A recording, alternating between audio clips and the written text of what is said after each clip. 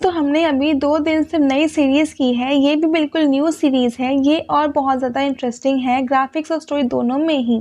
तो इस वीडियो को बिल्कुल एंड तक देखिएगा और फिर कमेंट सेक्शन में बताइएगा कि हमें इसे भी कंटिन्यू करना है क्या? क्योंकि बाकी दोनों सीरीज़ हमें कंटिन्यू करने वाले हैं। कहानी की शुरुआत नरेटर वॉइस के साथ होती है कि बैकग्राउंड में तो हम देख रहे थे कि कुछ लोग इस वक्त एक बड़े से विलेज पर हमला कर रहे हैं।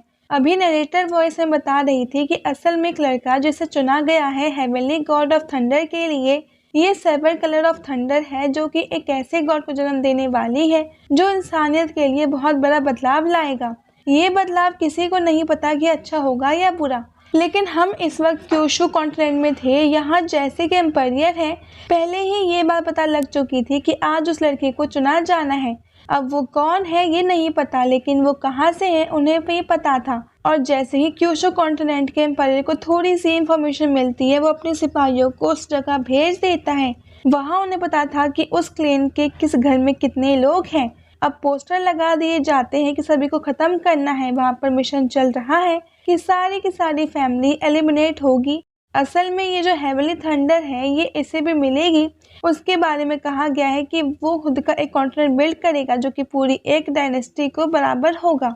एम्पायर ये नहीं चाहता था कि फ्यूचर में उसे कोई दिक्कत हो, इस वजह से वो पहले ही अपना खतरा मिटाना चाहता था। अब हम देखते हैं कि हमारी इस सीरीज के मेन कैरेक्टर फेंग को, वो इस वक्त कहीं पर जा रहा था, उसके हाथ में एक छाता था और वो थोड़ा सा दुखी सा था। तभी उसके फादर वहां आते हैं और कहते हैं कि ये तो गलत बात है, तुम अपने फादर को बाय किए बिना ही जा रहे हो फेंग। तो फेंग रुकता है और कहता है कि मुझे अभी निकलना होगा, मौसम खराब है लेकिन कुछ नहीं किया जा सकता। असल में परियर का जो प्लान है वो किसी को नहीं पता और यहाँ इन लोगों को भी नहीं पता, लेकिन फिर भी इसे फेंग की जो किस्मत ही कह सकते हैं कि वो पहले इस गांव को छोड़कर जा रहा है।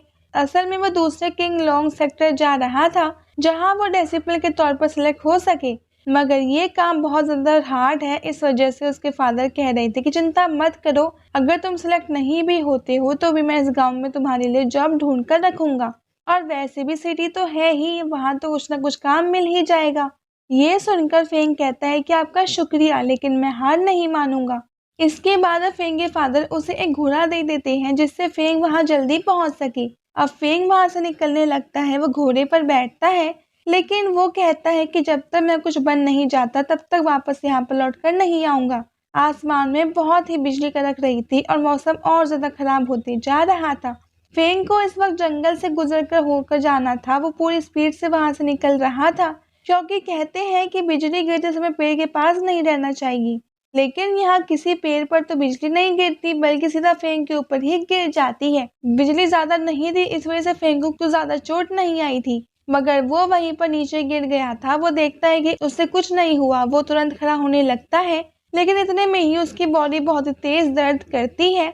उसके पेट में कुछ ज्यादा ही दर्द हो रहा था। उसे ऐसा लग रहा था जैसे कि उसकी बॉडी ब्लास्ट करने वाली है, लेकिन तभी उसकी बॉडी से एक एनर्जी रिलीज होती है जिसके बाद में वहीं पर बेहोश होकर गिर जाता है।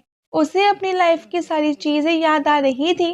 कहते हैं कि जब कोई मरने वाला होता है तो उसे अपनी लाइफ की हर चीज दिखाई देती है। फेंग ने भी इसे अपना अंत मान लिया था, लेकिन वो उसे बस हर तरफ वही यादें दिख रही थी जिसमें कि उसे लोगों ने परेशान किया है या लोग उसे मार रहे हैं, यहाँ तक कि वो सब उसकी फैमिली के ही थे। उसे एक आदमी ने अडॉप्ट किया जिसने उसका ख्याल रखा, बस यही एक चीज थी जो कि फेंग को थोड़ा सा अच्छा फील करवा रही थी। उसने कहा था कि जब तक वो कुछ बन नहीं जाता तब तक वो वापस नहीं लौटेगा। इस वजह से वो इतनी दर्द में अपनी आंखें खोलता है, लेकिन अचानक उसे अपने सामने गोल्डन ड्रैगन दिखाई देता है जो कि उसी की तरफ आगे बढ़ रहा था। उसे देखकर वो फिर से बेहोश हो जाता है। अगले सीन में हम आ चुके थे किंग लॉन्ग सेक्टर में। यहीं पर होने वाला है वो कंपटीशन जहां फेंग आ रहा था। यहाँ पर हम सामने देखते हैं कि एक लड़का जिसे उन लोगों का नाम लिखने के लिए बिठाया है जो कि इस टेस्ट में हिस्सा लेने के लिए आए हैं, वो इस वक्त दूसरे लड़के से बात कर रहा था कि तुम्हें पता है कि कल रात क्या हुआ। लेकिन उसी वक्त फेंग वहां पर आ जाता है। वो लोग फेंग को देखकर कहते हैं कि तुम यहाँ पर क्या कर रहे हो, कहीं तुम रास्ता तो नहीं भूल गए। अब फेंग कहता है कि मैं पहले ही थोड़ा सा लेट हो गया हूँ, प्लीज मेरा नाम जल्दी से लिख लो। इस पर वो लड़का हंसने लगता है और कहता है कि मजाक मत करो, तुम सच में सोचते हो कि तुम किंगलॉ सेक्टर में ज्वाइन हो सकते हो? वैसे भी तुम जैसे स्टूडेंट कोई भी सिलेक्ट नहीं कर सकते। मेरी मानो तो तुम यहाँ से चले जाओ, जिससे यहाँ तो कम से कम तुम्हारी इज्जत बची रहेगी। लेकिन फेंग कहता है कि तुम बस यहाँ पर नाम लिखने के लिए बैठे हो, इसलिए मिस मेरा नाम लिखो। पर अब वो लड़का कहने लगता है कि अच्छा ऐसी बात है तो तुम भी सुन लो, ये मेरी मर्जी है कि मैं किसका नाम लिखता हूँ और किसका नहीं, और जान लो कि मुझे तुम्हारा नाम नहीं लिखना है। और इतना कहकर वो वहां से जाने ही लगता है। फेंग उसे रोकता है, लेकिन वो लड़का ताकतवर था, वो फेंग को गिराकर उसके ऊपर बैर रख देता है और कहता है कि तुम अभी तक कल्टीवेशन के सेकंड लेवल पर नहीं पहुंचे और मुझसे लड़ने की कोशिश कर रहे हो। पर अब तभी ही वहां पर एक लड़की आ जाती है, इसे वो लोग एल्डर शू कह रहे थे। वो यहाँ पर आकर कहती है कि तुम सिर्फ नाम लिखने के लिए रखा गया था ना, कि दोस्तों को इस तरह से परेशान करने के लिए। अब लड़का कहने लगता है कि एल्डर शू आप इसे नहीं जानते, ये मेरी ही फैमिली से है, मैं इसे बहुत पहले से जानता हूँ ना, इसका मार्शल आर्ट लेवल ज्यादा है और ना ही ये अभी तक कल्टीवेशन कर पाया है। लेकिन अब शू कहती है कि ये तो इस पर डिपेंड करता है ना, ये आगे कितनी मेहनत करेगा, और वैसे भी यहाँ पर टेस्ट हो रहा है, तो अगर ये सिलेक्ट नहीं होता है तो ये इसकी दिक्कत है, तुम इसे वापस लौट जाओ कहने वाले कौन होते हो।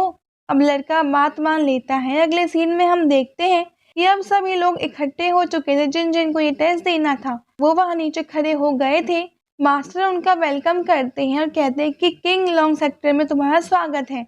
मास्टर बताते हैं कि तुम्हें बस सामने इस गेट के अंदर जाना है और सनसेट होने से पहले अंदर एक चीज रखी है, उसे बाहर लेकर आना है। अगर तुम फर्स्ट पोजीशन पर आते हो तो तुम्हें सीधा ही कोर डिसिप्लिन के तौर पर चुन लिया जाएगा। वो ये भी कहते हैं कि अगर तुम सेकंड पर आते हो तुम्हें मार्शल ग्रास दी जाएगी, जो कि एक रेयर चीज है। और थर्ड पर उन्होंने थर्ड थंडर करके किसी चीज को कहा था। सभी लोग शॉक थे बस ये सब सुनकर। सच में अगर वो इन सब तीनों पोजीशन को पा लेते हैं तो वो उनके हाथ में ट्रेजर्स लग सकते हैं, क्योंकि कोर डेसिबल छोटी चीज नहीं है और ना ही वो मार्शल ग्रास है। तीसरे का पता नहीं, और वो कुछ ना कुछ तो होगा, तभी उसे थर्ड पर रखा गया है। अब कंपटीशन स्टार्ट होता है, सभी लोग उस गेट के अंदर जाने लगे थे। अब अंदर का सीन आता है, हम देखते हैं कि सभी लोग बड़े संभल कर आगे बढ़ रहे थे, उन्हें नहीं पता था कि आगे कौन सा खतरा है। फेंग तो बस ऐसे ही बढ़े जा रहा था, क्योंकि उसे बस यहाँ से निकल कर के किंग लॉन्ग सेक्टर में ज्वाइन होना है। लेकिन अब तभी उसे एक आवाज आती है, वो उसे कह रही थी कि तुम्हें राइट मुड़ना चाहिए। फेंग ये देखकर शॉक था, वो आसपास देखता है, वो कोई नहीं था। उसे लग रहा था कि शायद कोई दूसरा रेसिपी उसे बेवकूफ बना रहा है।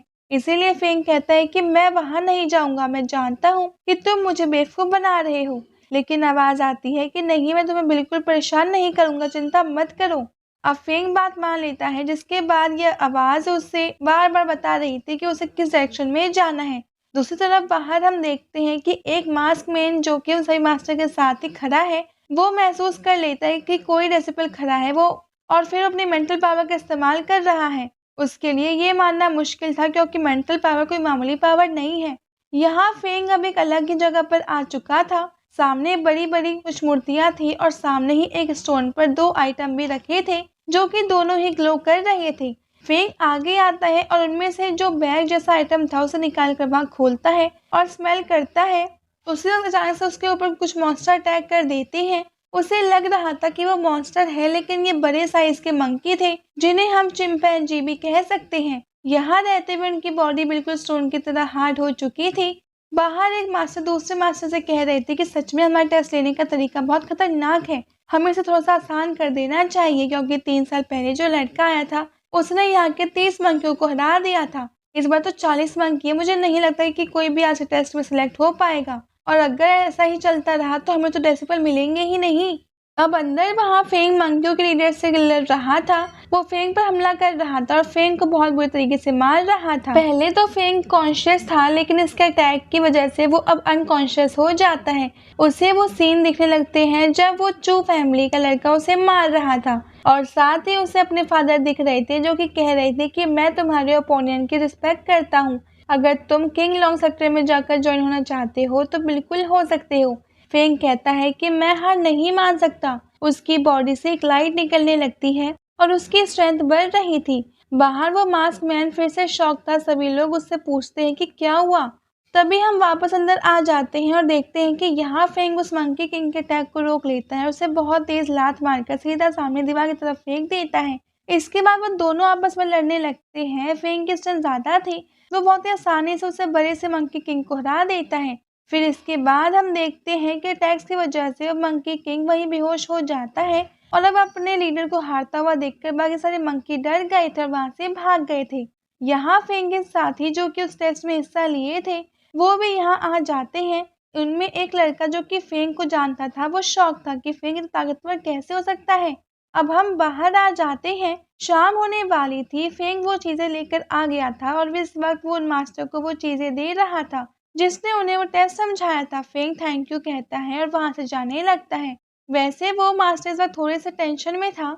अब दूसरा मास्टर उसे कहता है कि आप टेंशन में क्यों हो। इस पर वो दूसरी लड़की कहने लगती है कि शायद इन्हें चिंता है कहीं फेंग इन्हें सरपास ना कर ले, क्योंकि फेंग ने अभी अभी किंग लॉन्ग सेक्ट ज्वाइन किया है और वो अभी से कल्टिवेशन के लिए 5th लेवल पर आ चुका है। वैसे ये कल्टिवेशन और मार्शल आर्ट का लेवल अलग अलग होता है। अगले सीन में हम देखते हैं कि फेंग किंग लॉन्ग सेक्ट में ज्वाइन हो गया था, इसीलिए उसे अलग जगह दी गई थी जहां वो रहकर कल्टीवेट कर सकता है। इस वक्त उस पूरे किंग लॉन्ग सेक्ट में जितने भी चू फैमिली के डिसिपल हैं वो सभी वही उसके घर की तरफ आगे बढ़ रहे थे।